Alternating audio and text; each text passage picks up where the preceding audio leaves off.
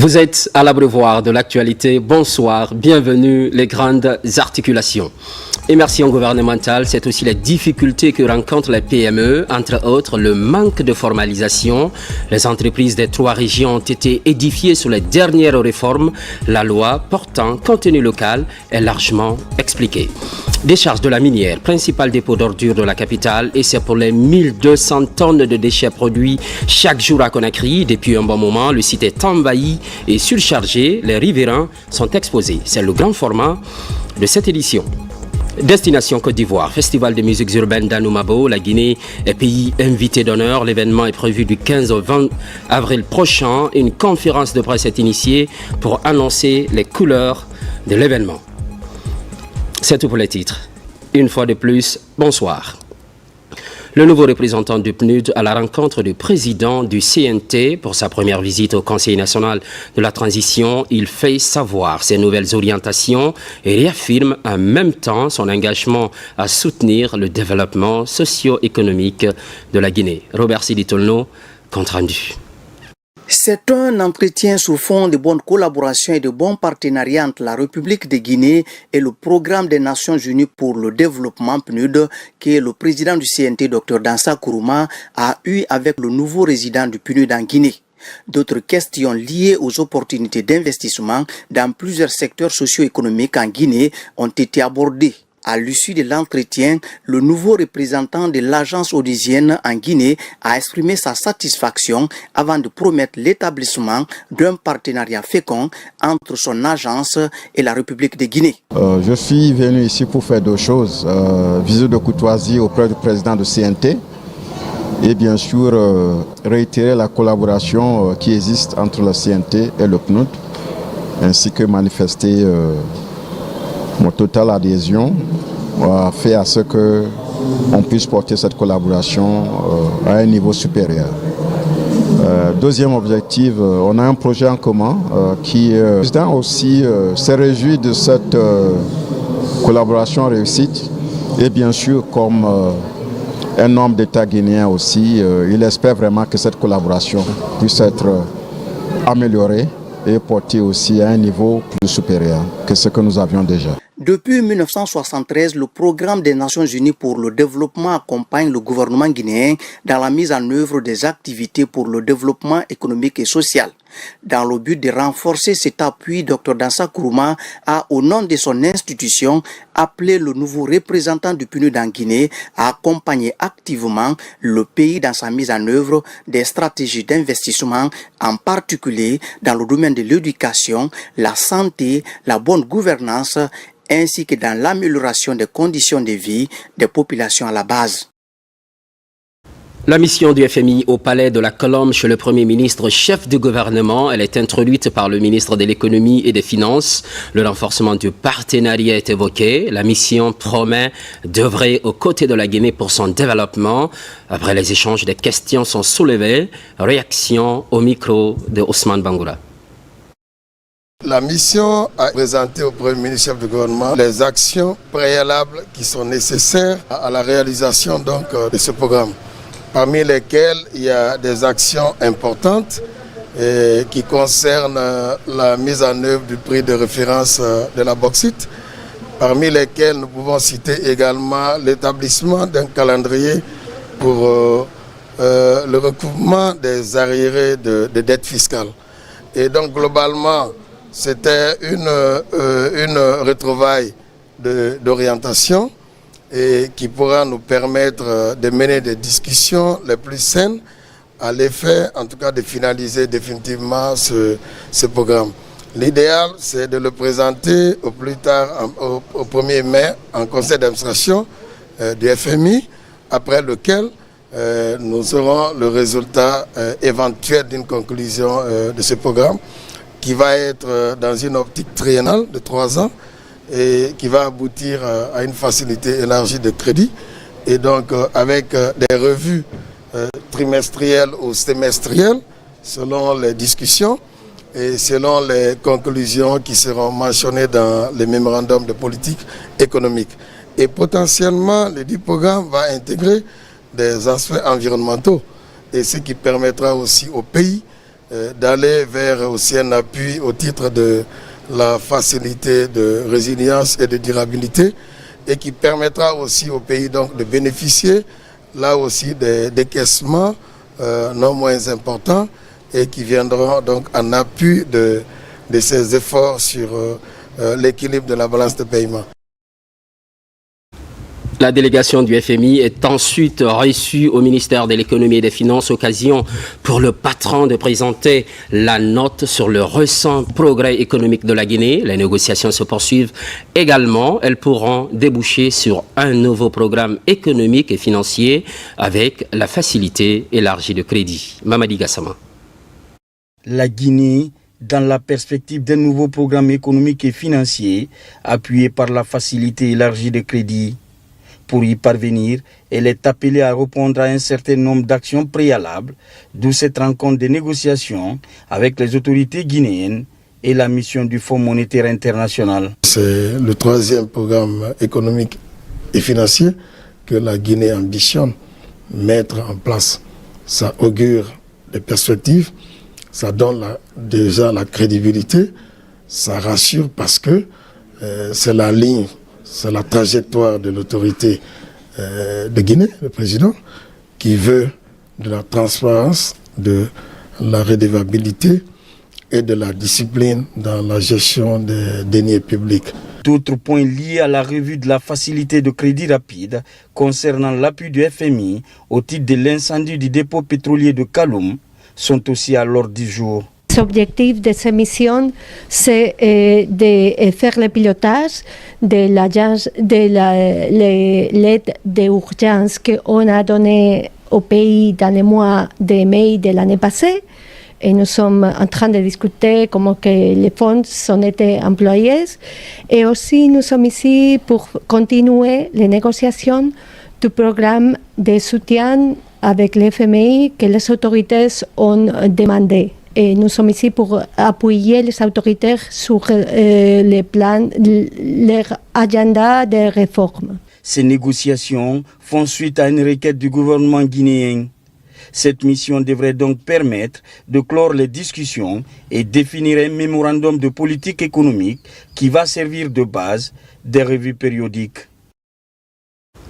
Diplomatie, audience accordée à l'ambassadeur de la Hollande en Guinée, entretien au cours duquel la situation des relations entre les deux pays est présentée. D'autres questions d'ordre politique se sont invitées, notamment la nouvelle constitution et les futures élections. Makemedonzo. Au menu de cette rencontre, des questions de coopération bilatérale, mais aussi un entretien politique. L'ambassadeur extraordinaire et plénipotentiaire des Pays-Bas en Guinée a exprimé au chef de la diplomatie guinéenne son désir de consolider le pont Conakry-Amsterdam et d'avoir une lecture actualisée de la refondation en cours. La Guinée et la Hollande ont une amitié solide et cette audience accordée à l'ambassadeur Carmel Hagenarts est l'illustration de la belle amitié entre les deux pays. Monsieur le ministre et moi, on a échangé sur nos relations excellentes entre nos deux pays, qui est confirmée avec la connaissance du ministre de notre pays, mais aussi avec le président qui a vécu il y a longtemps chez nous.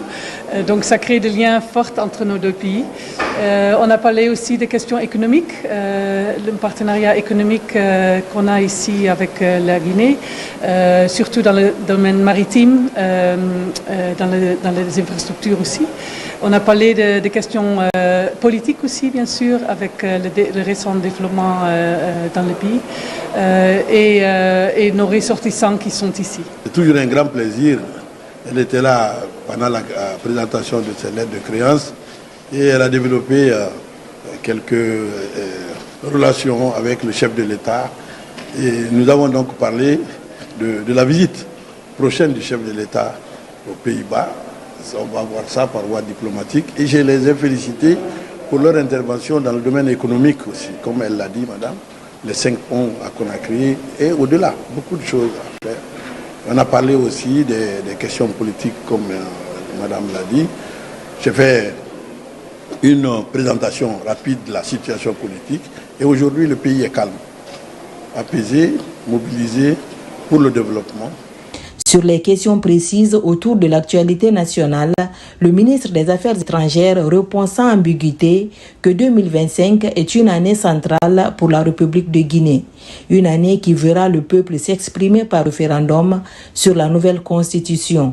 Je parlais de la constitution qui est prête et tout. Après, nous allons passer aux élections, particulièrement l'élection présidentielle et le reste. Et puis, j'ai mis l'accent sur le fait qu'aucun Guinéen ne sera exclu de la participation dans la vie politique, y compris le chef de l'État actuel. Donc le chef de l'État qui est déjà sur le chantier, et j'ai expliqué tout cela. Et je crois que nous avons une convergence de vues, c'est qu'il faut aller vers un développement, vers le bonheur pour les populations. Et ce pays est en train de travailler avec la Guinée dans ce sens-là. Nous respectons tout ce que nous avons sur le plan international et nous souhaitons aussi que sur le plan international, qu'on respecte nos choix. Le ministre a expliqué à Madame l'ambassadeur des Pays-Bas que ce sont les populations elles-mêmes qui ont décidé de présenter la candidature du chef de l'État, le général d'armée Mamadi Doumbouya. Une adhésion collective autour des actes posés par le chef de l'État depuis le 5 septembre 2021. Et puis, c'est l'une des retombées de l'immersion gouvernementale déceler des difficultés que rencontrent les petites et moyennes entreprises, entre autres le manque de formalisation, de formation et d'information, je vous le disais à l'entame. Les entreprises des 3 régions ont été édifiées sur les dernières réformes. La loi portant contenu local est largement expliquée. Abdul Karim Kamara. Dans l'arrière-pays, l'apport des entreprises, notamment les PME, à l'économie nationale est non négligeable.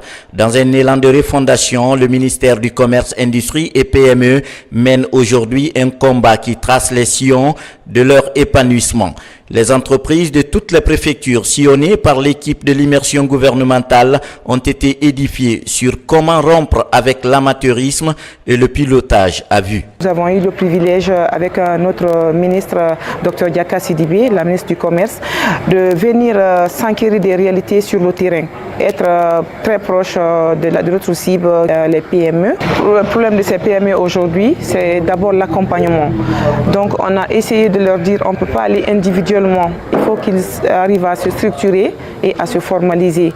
Face à ces PME, l'équipe de l'immersion du ministère du Commerce, Industrie et PME s'est aussi prêtée à un exercice de vulgarisation doublé de sensibilisation sur la loi portant contenu local. Mais au cœur de toutes ces rencontres, l'accent est mis sur la compétitivité à travers la qualité. Et ils ont beaucoup élucidé sur le contenu local et tous les avantages pour nous, les entrepreneurs à la base. Donc cela nous motive de plus de prendre notre destin en main et de donner à fond ce que nous sommes en train de faire dans nos entreprises, dans nos PME. Dans chaque ville, le constat révèle que ces entreprises ne sont pas informées sur les réformes engagées devant leur permettre d'être performantes. Les mesures d'accompagnement du département, déjà, c'est l'accès à l'information qui se fait à travers ces différentes campagnes de sensibilisation par la Direction nationale des PME du contenu local et aussi des formations aujourd'hui qu'on peut offrir à ces PME afin de s'épanouir dans leur secteur d'activité et aussi les accompagnements financiers qui sont au niveau du fonds de développement industriel et des PME qui sont disponibles au niveau du département. L'équipe de l'immersion n'a pas manqué de rappeler à ces PME de remonter désormais leurs problèmes au service déconcentré du ministère du Commerce, Industrie et PME qui, à leur tour, doivent agir en synergie.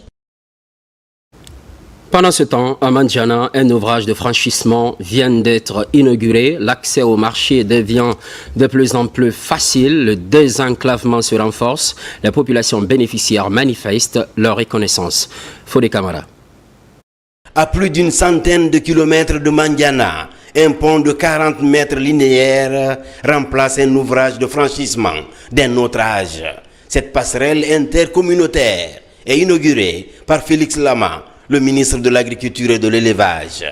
Un ouvrage qui vient faciliter l'accès au périmètre de production pour rapprocher les circuits de commercialisation. Quand on sait les difficultés que ces populations avaient avant la réalisation de ce pont, nous ne pouvons que nous en réjouir et féliciter le président de la République, chef de l'État, qui a instruit que nous faisions en sorte que toutes les populations au niveau rural bénéficient aussi des retombées de la gestion et de sa gouvernance.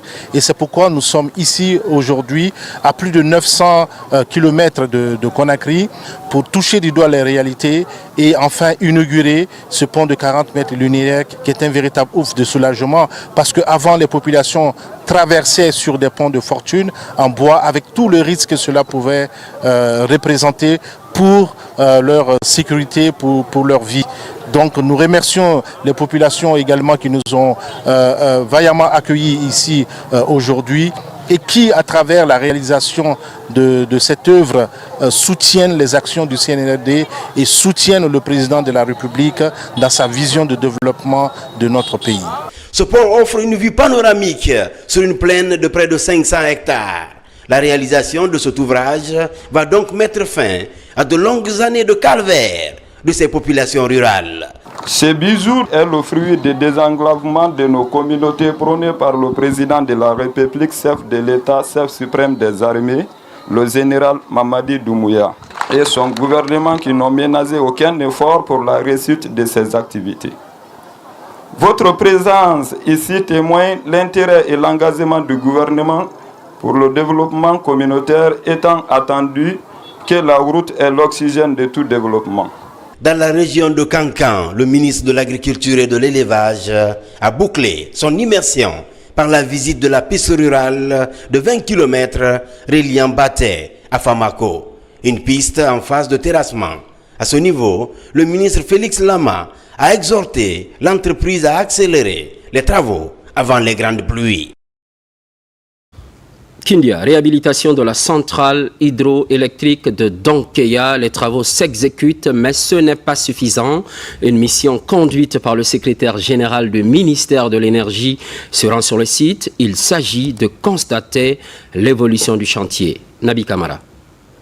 Conçu au départ pour 15 MW de capacité de production d'énergie électrique, la centrale de Donkeya verra bientôt sa puissance portée à 18,7 MW. La puissance actuelle, avant, elle était de 15 MW. Elle va être de 16,8 MW maintenant. Le temps contractuel, c'est le mois d'août qu'on doit finir, mettre la service. Mais le ministère, les EDG, ils ont tous demandé à ce qu'on fournisse un effort pour finir en fin juin. On essaie de faire le maximum de nous-mêmes. Mais en suivant les alliages, on peut aller à juillet, comme on peut finir avant, au courant du mois de juin. Les travaux sont en cours. Ils portent sur la réhabilitation de cette centrale hydroélectrique par l'entreprise indienne Robustar. Ce week-end, le secrétaire général du ministère de l'Énergie, de l'Hydraulique et des Hydrocarbures était sur le chantier en compagnie de son homologue de la fonction publique et plusieurs autres personnalités de l'État. C'était pour s'enquérir de l'état d'avancement des travaux ici à Donkeya. Avec ce qu'on a vu, moi j'étais là il y a 1 mois et demi. Et je pense que l'avancement va vraiment très très bien et que les problèmes logistiques sont déjà derrière nous. Je pense que finir au mois de juin, ça fera très très bien à EDG et à l'ensemble de la population parce que c'est une énergie supplémentaire qu'on va avoir. Une des recommandations que nous allons prendre sur nous, c'est de prendre nos équipes pour venir faire des inspections, pour pouvoir faire une évaluation du niveau de respect des mesures d'hygiène et de sécurité au travail et la situation des employés. Et nous ferons des recommandations pour que ce que nous souhaitons, ce chantier puisse se conduire et finir sans qu'il y ait des remous sur le chantier. Assurément, l'achèvement des travaux de réhabilitation de la centrale de Donkeya devrait jouer un rôle prépondérant dans le renforcement du réseau électrique d'EDG. Par ailleurs, la plage de Tayaki attire de nombreux visiteurs. Malheureusement, ce lieu de loisirs devient progressivement le refuge des immondices comme les sachets plastiques. Les bonnes volontés se retrouvent pour assainir cette plage logée dans la commune de Symphonia. Aboubakar Diaby. La pollution de l'environnement constitue une problématique qui interpelle plusieurs structures sectorielles publiques. L'entreprise Guinée Intérim fait de cette situation une préoccupation majeure. Pour lutter contre le phénomène, cette entreprise citoyenne spécialisée dans le nettoyage cible la plage de Tayaki pour une opération coup de balai. Notre vocation, c'est de rendre des lieux propres, les locaux professionnels comme la nature, les espaces. Nous aimons les espaces verts. Nous nous inscrivons dans la promotion de l'écologie, de la protection de l'environnement. Nous aimons beaucoup la plage de Tayaki, le village de Tayaki que nous sommes venus visiter. Mais nous avons constaté que c'était assez sale.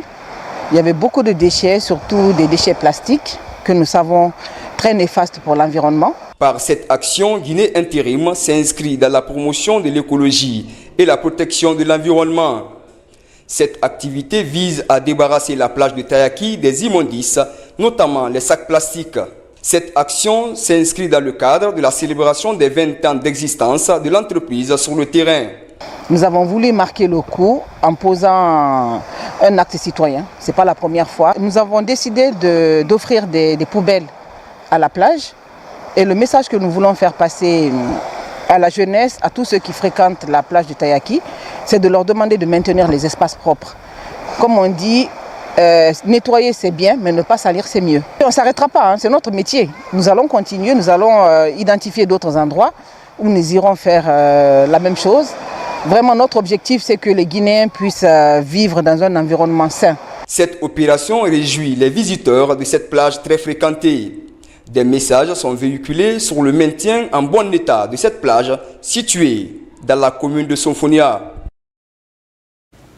De l'assainissement, cap à présent sur la décharge de la minière, principal dépôt d'ordures de la capitale, et c'est pour les 1200 tonnes de déchets produits chaque jour à Conakry. Depuis un bon moment, le site est envahi et surchargé, les riverains sont exposés. Peut-on parler de vie saine pour une bonne santé? Les solutions durables sont-elles envisagées? Autant d'interrogations. Réponse dans ce grand format, signé Mamadou Alpha Baldé. Elle fume jour et nuit, 24 heures sur 24, toute l'année. La grande décharge de la minière, en plein cœur de Conakry, est une montagne d'ordures qui a de plus en plus mal à cohabiter avec ses riverains. Avec la fumée là, vraiment ça nous fatigue, vraiment. Chaque fois les voitures passent ici, ça nous fatigue, vraiment, wallahi. Ça, sans vous mentir, ça nous fatigue. Même la saison pluvieuse, ça nous fatigue. Tout le temps c'est comme ça. La fumée là, ça nous fatigue beaucoup. Parce qu'une fois déjà que nous passons, une fois que nous sommes en route pour aller à l'école, le fumée là, ça nous dérange. Des fois, on est obligé à mettre des bavettes, tout et tout. Le flux des camions est incessant. Cette décharge, déjà en surchauffe, reçoit plus de 1200 tonnes d'ordures au quotidien.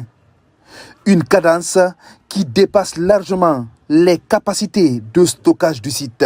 Une décharge qui a été ouverte dans les années 80 pour 500 000 habitants à Conakry se voit aujourd'hui convoitée pour collecter les déchets de plus de 2 millions d'habitants à Conakry et qui se trouve aujourd'hui au cœur de notre capitale. C'est important de rappeler, à son ouverture, c'était sur 25 hectares. Aujourd'hui, compte tenu de l'agression des populations, nous sommes à peu près, nous avons une disponibilité de 5 hectares aujourd'hui qui permettent de régaler les déchets. Et il faut aussi rappeler que plus de 1200 tonnes de déchets rentrent tous les jours sur les 5 hectares. Donc ce qui veut dire qu'on a peu de surface pour une quantité importante de déchets qui rentrent. Habiter auprès d'une telle décharge n'est pas sans risque. Les formes de pollution sont nombreuses et les risques sanitaires réels. Les fumées émanent de la décharge continuellement.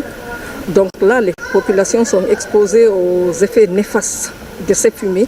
Par exemple, les maladies respiratoires, les maladies cancérigènes. Parce que, comme vous le savez, on en a toujours parlé, il y a les polluants organiques persistants, c'est-à-dire les dioxines et furans qui sont émanés à partir de ces fumées. Donc, les femmes qui allaitent les enfants sont exposés à cela. C'est pendant quand on parle des émanations de fumée. Et maintenant, si c'est pendant l'hivernage, ou même si ce n'est pas pendant l'hivernage, les lixiviats ne sont pas récupérés. Donc, ces lixiviats aussi qui ne sont pas traités. Il y a les puits qui avoisinent la décharge de la minière. Il y a une pollution verticale par rapport à la profondeur et une pollution horizontale. Donc là aussi, les eaux sont contaminées et là, je crois que c'est important de revoir tout ça, faire les analyses des puits pour voir s'il n'y a pas de coliformes fécaux, parce qu'il y a les toilettes qui sont à côté. Je peux vous dire qu'il y a assez de risques par rapport à cette décharge. Aujourd'hui, la délocalisation du site est un impératif. La construction d'une nouvelle décharge est dans les tuyaux. Les études et le budget déjà finalisés. La solution alternative durable qu'on a trouvée, c'est de créer un centre d'enfouissement technique loin de la ville de Conakry, qui est à plus de 60 km de Conakry à Kouria. Donc le financement est entièrement mobilisé. Le projet, l'unité de gestion, la CSP, la cellule de suivi de gestion de projet, est mise en place. Les phases administratives de démarrage sont en cours. Il y a une assistance technique en maîtrise d'ouvrage qui est recrutée pour la construction de ce centre d'enfouissement technique. C'est important d'expliquer, un centre d'enfouissement technique, c'est quoi? C'est une installation de stockage de déchets qui respecte toutes les normes environnementales et sociales, comme on le voit en Côte d'Ivoire, au Togo et ailleurs dans le monde. Donc ce financement est mobilisé, c'est financé conjointement par l'AFD, l'Agence française de développement et l'Union européenne. En attendant la mise en service de la décharge de Kouria, celle de la minière devra encore servir de principale banque d'ordures pour la capitale, au moins pour les 2 prochaines années. Farana à présent pour parler de l'agro-industrie. Le potentiel existe, la valorisation s'impose. Un partenariat est en gestation entre l'Institut agronomique et vétérinaire et Agribusiness Innove Guinée. À la suite des échanges, les 2 parties souhaitent jeter leur dévolu sur la culture du manioc. Ibrahima Olenfofana, Silati Kourouman, correspondance. Le manioc est un tubercule très cultivé dans nos différentes communautés. Sa transformation intéresse l'Institut supérieur agronomique de Farana et son partenaire Agribusiness Innove Guinée. À la direction générale de ce temple de savoir, des échanges fructueux ont lieu sur les opportunités liées à la transformation alimentaire. L'objectif de la présence de Agribusiness ici à ISAV, il est double. Premièrement, comment est-ce qu'on peut collaborer avec l'Institut agronomique et vétérinaire Valéry Giscard d'Estaing de Farana pour que les étudiants qui sont formés puissent être versés dans la vie professionnelle pratique. Ce qu'ils ont appris ici à l'Institut puisse les aider à s'intégrer dans le monde pratique et professionnel. Durant la rencontre, cette entreprise agricole et ses partenaires ont émis avec les autorités de l'ISAV de Farana de belles idées pour la lutte contre la faim. Ils veulent poser de nouvelles bases afin de renforcer les mécanismes liés au développement rural. L'arrivée des partenaires aussi aujourd'hui nous permet de leur faire connaître tout ce que nous pouvons faire dans le cadre de la recherche et dans le cadre de ce qu'ils veulent. Ici, nous leur avons ouvert la porte et nous leur avons montré ce que nous pouvons faire en agriculture, ce que nous pouvons faire en élevage, ce que nous pouvons faire dans l'agroforesterie et aussi dans les eaux et forêts.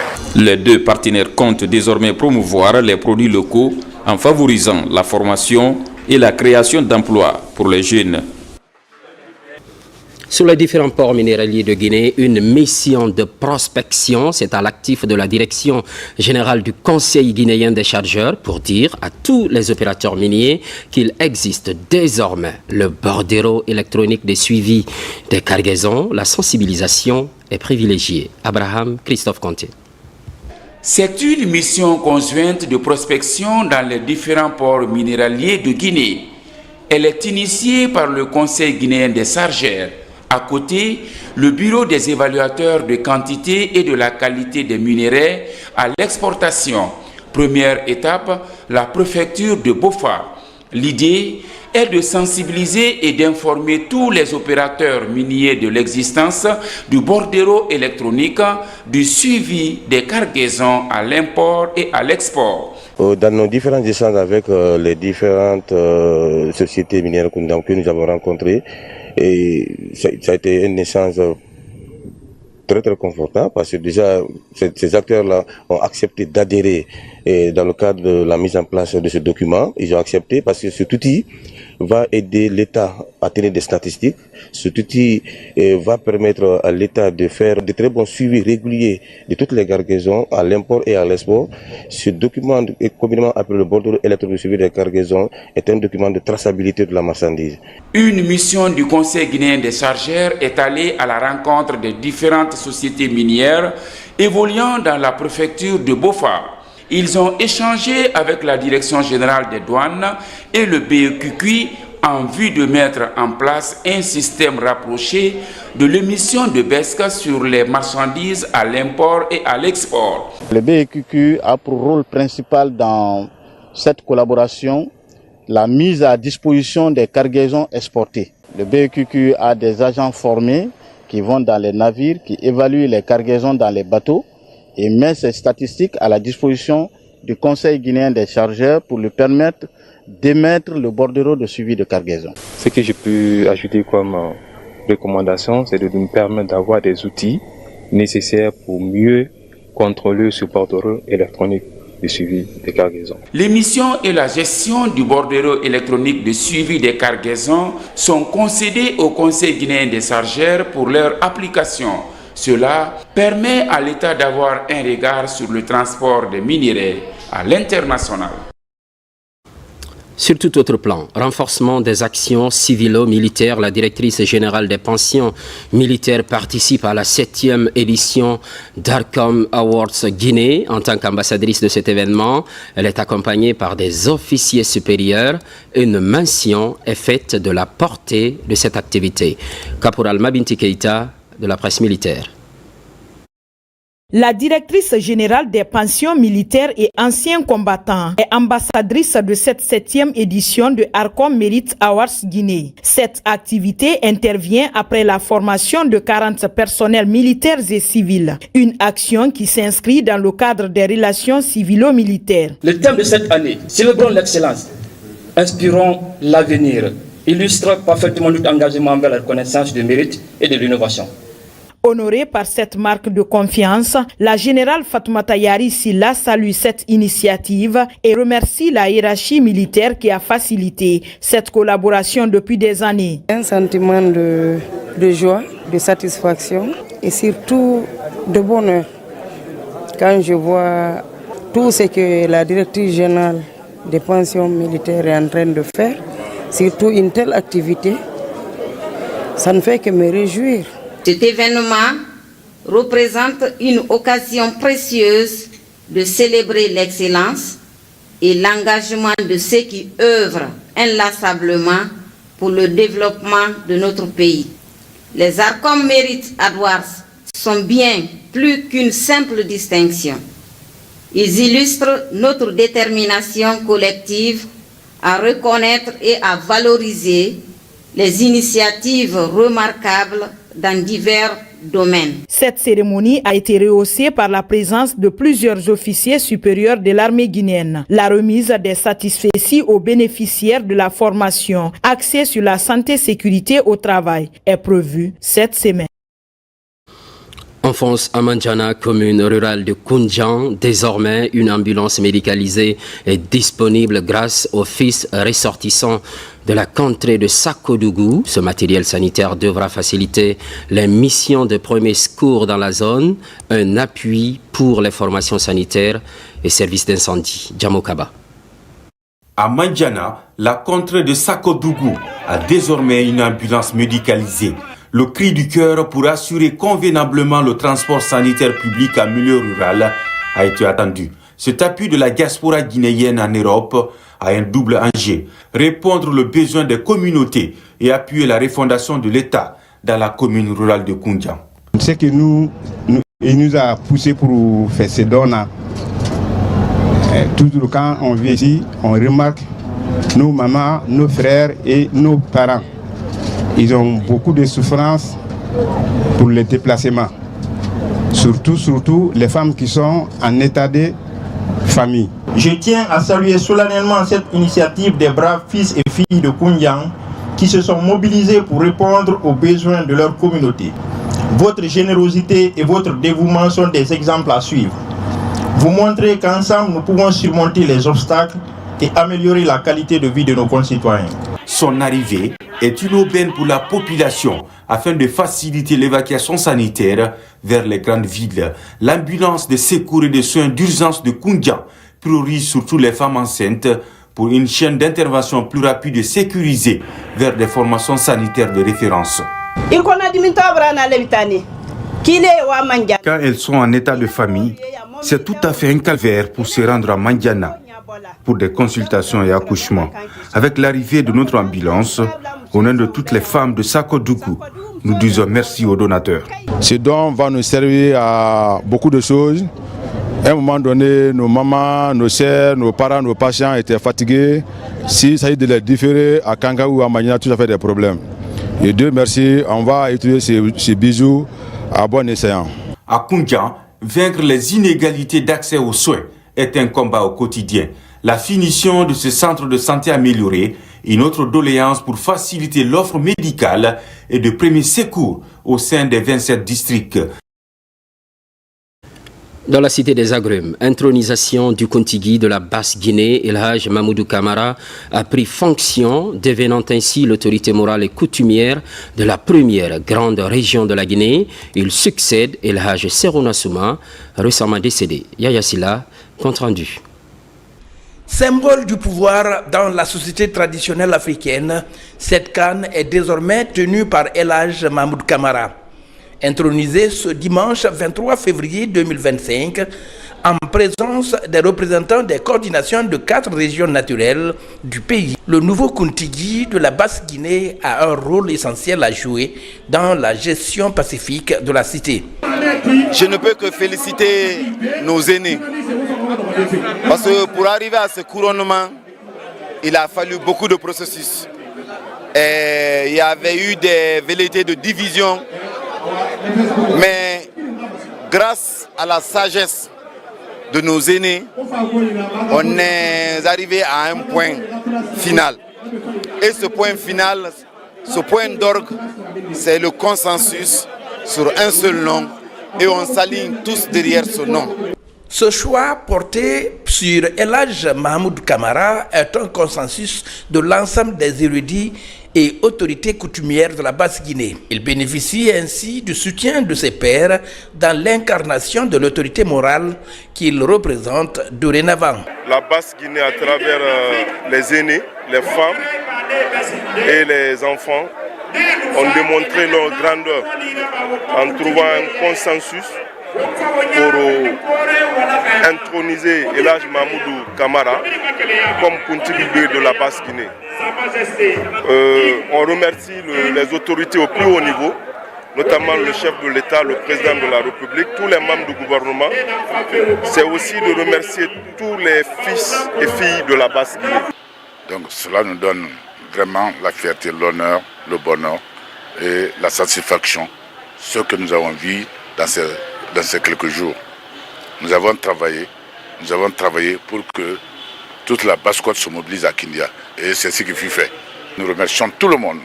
Siégeant au quartier Tafori, dans la commune urbaine de Kindia, l'intronisation du nouveau Kontigi de la Basse-Guinée a mobilisé une foule en liesse dans la ville des Agrumes. Une ambiance festive, témoin de la quiétude et de la paix dans la cité de Mangakindi Camara. Toujours dans l'actualité, entrepreneuriat féminin, 3 mois ont suffi pour le programme Femmes Actives Wonkeli de dérouler son agenda. Le programme est bouclé. Le contenu de cette première édition rappelé des acquis mis à la connaissance du département de la promotion féminine et des partenaires. Marie-Angélique Bangoura. C'est un programme dédié à la femme guinéenne, surtout celle qui évolue dans l'entrepreneuriat. À l'espace de 3 semaines, l'ONG Ella Consulting a pu mettre près de 30 femmes dans son programme de coaching, de mentoring et de formation, et chacune dans son domaine respectif. Ce programme dénommé Femmes Actives Wonkeli entend aider ces femmes à exceller dans leur secteur. La formation a été très très enrichissante parce qu'on a appris pas mal de choses. Moi, il y avait beaucoup de choses qui me manquaient, mais à travers cette formation, on a eu beaucoup d'expérience.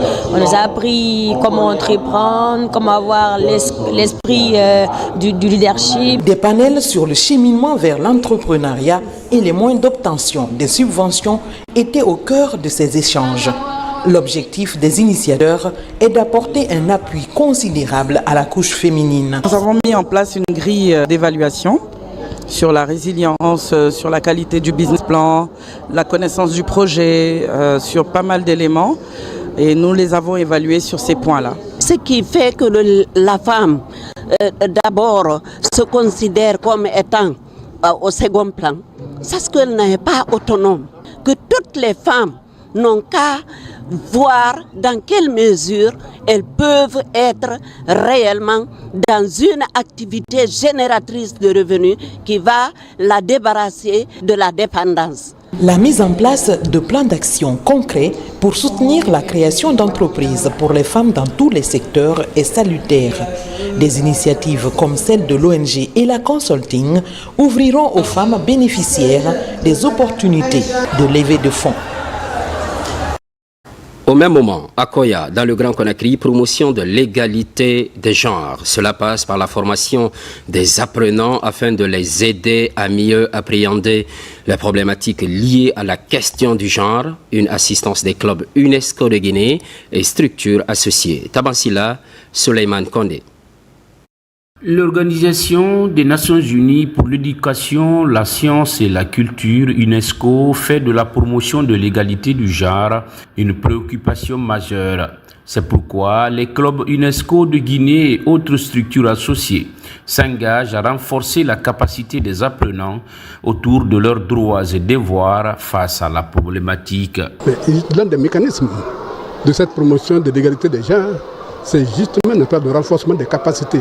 C'est la conscientisation, c'est la sensibilisation, c'est l'éducation. Auprès des clubs et écoles associées, l'institution s'engage en faveur de l'égalité des genres en tant que question de droits humains et condition préalable au développement durable centré sur les personnes. L'une des priorités de l'UNESCO, c'est l'égalité des genres. Et les clubs UNESCO, les écoles associées, les chaires UNESCO, les villes apprenantes, les commissions nationales s'appuient sur ces structures pour la promotion des idéaux de l'UNESCO. L'idée de telles formations dans les concessions scolaires est de permettre aux apprenants de mieux connaître leurs droits et devoirs, les missions de l'UNESCO, les objectifs de l'institution. Le gouvernement a pris toutes les dispositions justement pour lutter contre les inégalités, déjà entre l'homme et la femme. C'est l'équité maintenant, même au niveau du gouvernement, au sein même du gouvernement. Donc cela prouve à suffisance que nous sommes en train vraiment de lutter contre l'inégalité.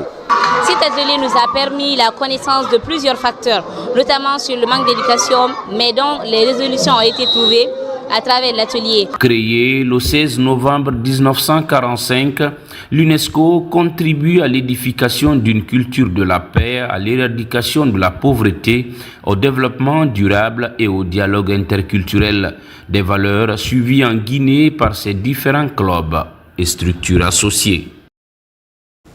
Sur tout autre plan, soutien des initiatives présidentielles. La commune de Kagbélin, elle aussi, se fait entendre. Le Saint-Coran est lu à plusieurs reprises. Par ailleurs, les rues ont été investies par les populations.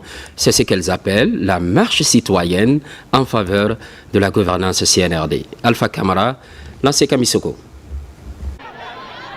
Située dans la banlieue de la capitale, la commune urbaine de Kagbélin a vibré ce week-end en faveur des actions de paix et de développement amorcées sous l'ère CNRD. À travers ce carnaval géant, allant de la T10 à Ansoumania Terrain, les populations de cette nouvelle commune manifestent leur soutien total au président de la République, le général d'armée Mamadi Doumbouya. Vous-même, vous voyez la population de Kagbélin qui est sortie massivement pour dire merci au général Mamadi Doumbouya. Toute la population est sortie pour dire merci au monsieur le président de la République. Donc tout le monde est avec lui et nous allons l'accompagner jusqu'à là où il veut rentrer. Je trouve que Kagbélin est mobilisé comme jamais pour venir dire merci au président de la République, chef de l'État, pour avoir érigé Kagbélin en commune urbaine. Aujourd'hui, le maire qui est là reste dans l'histoire de Kagbélin. Nous venons n'est-ce pas, soutenir Kagbele dans cette dynamique. Nouvellement érigée comme l'une des 13 communes de la capitale, l'image de Kagbele a positivement changé depuis l'avènement du CNRD au pouvoir. Cette marche citoyenne est donc l'expression de la reconnaissance et du soutien renouvelé des populations aux idéaux de développement enclenchés par la gouvernance CNRD.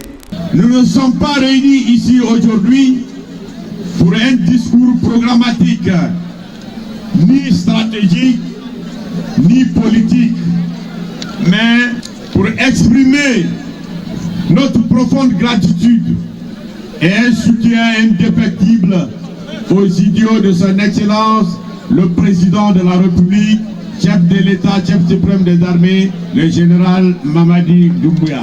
Quand la population accompagne son président, quand la population accompagne son maire, quand la population accompagne son représentant, on le sent par la mobilisation. Nous lui disons merci parce qu'il a rapproché les administrés de l'administration. À la veille de cette marche citoyenne, les autorités coutumières de Kagbele ont aussi organisé une cérémonie de lecture du Saint-Coran.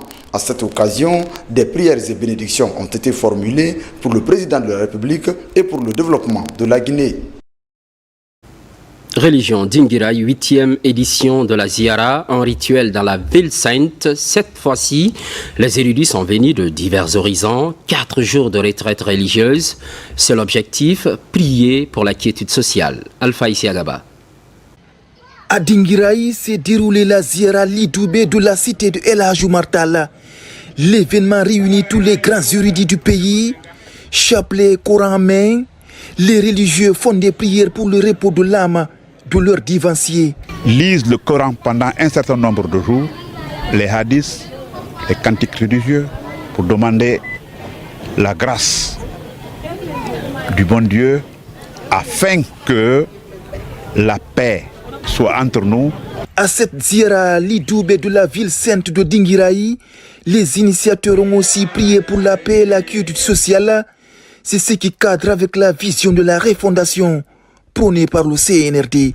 Les communautés guinéennes venues de tous les horizons, avec toutes les confréries ou les 3 groupes sociaux de Dinguiraye, accompagnant cette prière pour Dinguiraye d'une manière singulière et pour la Guinée d'une manière générale, on ne peut être que content. Les doigts ont été formulés pour la paix, la prospérité et le respect. Ça s'est bien passé. Cette Ziara de 2025 est à sa 8e édition. Elle est hautement soutenue par les pouvoirs publics. C'est une tradition, cette Ziara, qui, ma foi, a été une réussite parce que les lectures portent sur la paix en Guinée, sur la santé et la prospérité de tous les fils et de toutes les filles. À leur tête, le général Mamadi Doumbouya qui préside aujourd'hui aux destinées de notre pays. À cette Ziara Lidoubé de Dinguiraye, des délégations sont venues de tous les horizons pour partager ce moment de prière et de bénédiction. La cérémonie religieuse s'est déroulée pendant 4 jours ici, dans la préfecture de Dinguiraye. Promotion de l'islam, la mosquée Djarankeya, l'une des plus vieilles de Dixine-Port, reconstruite, équipée par la communauté. L'inauguration mobilise plusieurs personnalités d'ici et d'ailleurs. Marwan Kamara. Implantée dans le quartier Dixine-Port 1 depuis 1920, cette maison de Dieu est reconstruite et équipée grâce à la contribution de la communauté musulmane de Dixine et autres bonnes volontés. Une infrastructure religieuse qui répond désormais aux défis du moment et aux attentes des fidèles de cette localité. Elle est officiellement inaugurée pour permettre aux musulmans de s'acquitter convenablement de leurs devoirs religieux. C'est le moment solennel d'avoir une pensée pieuse pour nos dévanciers qui ont eu cette initiative de créer cet espace de prière, d'éducation et d'enseignement du Saint-Coran. Une démarche pour propager l'islam et son prophète. Nous venons de loin. C'est l'effort conjugué de tous les frères, de toutes les communautés de Dixine et d'ailleurs. Ils se sont donné la main depuis le début des travaux de cette reconstruction jusqu'à aujourd'hui. Construite en R+1, ce lieu de culte a une capacité d'accueil de près de 1200 fidèles. un acte religieux qui rentre dans le cadre de l'épanouissement de l'islam et le développement de la commune de Dixine. Aujourd'hui, c'est par la grâce de Dieu et le courage de tout un chacun que nous avons pu voir cette Bissou nous remettre aujourd'hui la clé de tous les musulmans guinéens. Alors ça s'est fait au temps de notre général Mamadi Doumbouya. Nous prions pour lui, mais surtout la réussite de la transition. Les mosquées, à travers les imams, prient nuit et jour pour le pays, et prient pour le général président Mamadi Doumbouya. Donc nous allons encore leur dire de continuer sur cette lancée, de véhiculer les messages de paix, d'unité nationale et de cohésion sociale. La cérémonie inaugurale de ce joyau a mobilisé la communauté musulmane venue de la sous-région. À cette occasion, une séance de lecture du Saint-Coran est organisée pour le développement et la culture sociale dans le pays. Ce qui, entre autres, concentre l'actualité. Festival de musique urbaine d'Anoumabo, destination Côte d'Ivoire, la Guinée, pays invité d'honneur. L'événement est prévu du 15 au 20 avril prochain. Une conférence de presse est initiée pour annoncer les couleurs de l'événement. Souleymane Kondé, Ousmane Ba. Le festival des musiques urbaines d'Anoumabo FEMUA 17 pointe à l'horizon. Les organisateurs sont à pied d'œuvre pour donner toutes les couleurs à cette rencontre culturelle prévue au mois d'avril prochain. Un engagement qui se matérialise par cette conférence pour annoncer le menu. Cet événement festif est une occasion de sensibiliser sur les travers sociaux. Cette 17e édition est célébrée sous le thème « Civisme et sécurité routière », avec la Guinée comme pays invité d'honneur. À l'occasion de cette édition du FEMUA, la délégation guinéenne sera composée d'hommes et de femmes de culture, de créateurs, d'artistes et d'exposants qui auront à cœur de partager avec le public ivoirien, africain et international l'essence même de notre patrimoine. La Guinée sera présente pour célébrer, échanger et enrichir l'histoire de ce festival, qui, année après année, s'impose comme une plateforme incontournable de l'expression culturelle africaine. La Guinée a l'honneur de la 17e édition justement de ce festival. Je pense que la culture guinéenne va s'exporter à Abidjan. Ce sera une opportunité pour tous les artistes de se faire connaître, mais aussi montrer le talent guinéen, et la culture guinéenne sera en lumière comme jamais. Le FEMUA 17 est un rendez-vous d'intégration et de partage pour raffermir les liens entre les peuples. C'est aussi une plateforme de visibilité pour promouvoir le potentiel culturel, artistique et touristique qui va profiter à l'ensemble des pays participants. La Guinée a des valeurs sur le plan touristique, sur le plan culinaire, sur le plan artisanal. Et surtout avec le projet Simandou que la Guinée vient de mettre en place, on s'est dit que ça pouvait être une aubaine pour aider encore à promouvoir la destination Guinée. Le festival des musiques urbaines d'Anoumabo FEMUA 17, c'est du 15 au 20 avril prochain à Abidjan. C'est tout pour les infos. L'actualité se poursuit sur la Guinée, notre paradis, terre de richesse et d'innovation. Merci pour votre obligeante attention. À très vite.